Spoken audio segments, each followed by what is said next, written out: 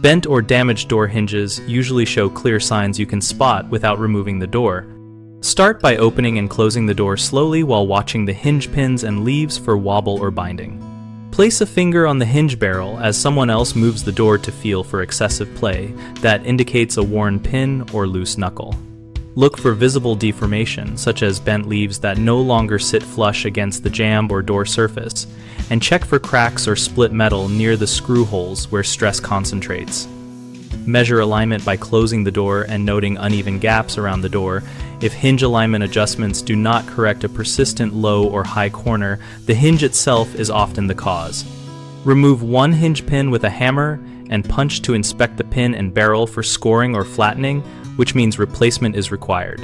When replacing, match the hinge leaf and barrel dimensions and the screw hole spacing. Choose a heavy-duty grade for exterior or high-use doors, and lubricate the pivot with a light machine oil after installation to reduce wear. A common mistake is assuming loose screws are the only problem, which can hide a bent leaf that will continue to pull screws out. Tighten screws, then replace the hinge if the leaf will not sit flush. People often try to bend a damaged hinge back into shape, which weakens the metal and leads to recurrent failure. Replace with a new hinge of the same thickness and material instead.